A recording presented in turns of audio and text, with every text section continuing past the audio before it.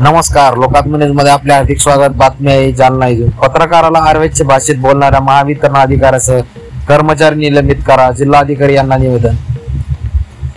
जालना दिनांक 12 सप्टेंबर रोजी Indian journalist association या पत्रकार संघटनेच्या वतीने जिल्हाधिकारी यांना निवेदन देण्यात आलेले आहे.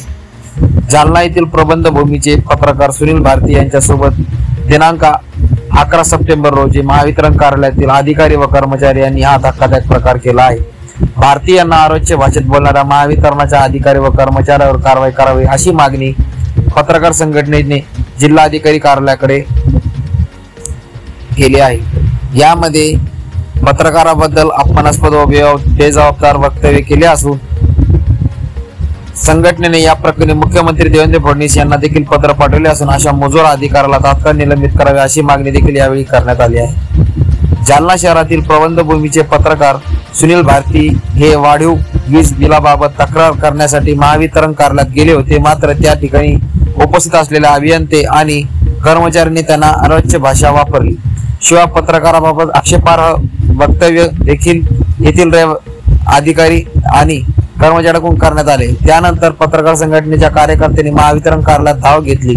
मात्र त्यावेळी देखील अरेरावी करण्यात आली. अशा मजूर अधिकारी आणि कर्मचाऱ्यांच्या विरोधात कारवाई करत त्यांना तात्काळ निलंबित करण्यात यावे अशी मागणी आता निवासी उपजिल्हा अधिकारी गणेश महाडिक यांच्याकडे निवेदनाद्वारे करण्यात आली आहे. शिवाय मुख्यमंत्री देवेंद्र फडणवीस यांना देखील या संदर्भात पत्र पाठवण्यात आले असून अधिकाऱ्यावर कारवाईची मागणी करण्यात आली आहे. कारवाई न झाल्यास 25 सप्टेंबर 2025 रोजी इंडियन जर्नलिस्ट असोसिएशन व पत्रकार संघटनेच्या वतीने आंदोलन करण्यात येईल असे देखील या निवेदनात म्हटले आहे. यावेळी जालना शहरातील पत्रकारांची मोठ्या संख्येने उपस्थित होती.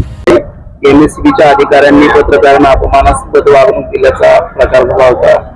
काय इशारा देत आहे, काय मागणी आहे? महावितरणच्या अधिकाऱ्याकडे वाढीव बिल आल्यासंदर्भात आमचे पत्रकार सुनील भारती हे अधिकाऱ्यांकडे गेले असता त्यांनी त्यांना आरवच्य भाषेत आणि अपशब्द वापरले. त्यांच्या म्हणण्यानुसार ते अधिकारी यांना म्हणाले की पत्रकार हे लपूट असतात आणि राजकीय लोकांचे ते तवे चढतात. काही पत्रकारांकडे पूर्वी सायकली होतात, त्यांनी 2-2 ताळाच्या बिल्डिंगा बांधलेल्या आहेत आणि याशिवाय त्यांनी काही अपशब्द सुद्धा वापरलेत. तर या सर्व बाबींचा त्या अधिकाऱ्यांचा आम्ही निषेध व्यक्त केला. त्यांचं तात्काळ निलंबन करण्यात यावे अशी मागणी आम्ही जिल्हाधिकाऱ्यांकडे केलेली आहे. आणि जर त्यांचं निलंबन झालं नाही तर भविष्यात पुढील 8-10 दिवसात आंदोलन सुद्धा येत्या 25 तारखेला आंदोलन करण्याचा इशारा सुद्धा त्या निवेदनाच्या माध्यमातून देण्यात आलेला आहे. यापूर्वी सुद्धा अशा घटना पत्रकारांबद्दल घडलेल्या आहेत.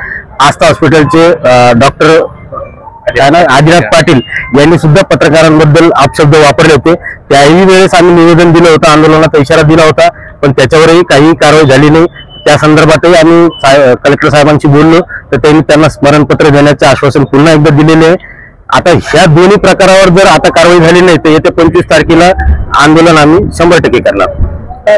माझं नाव दीपक शेळके.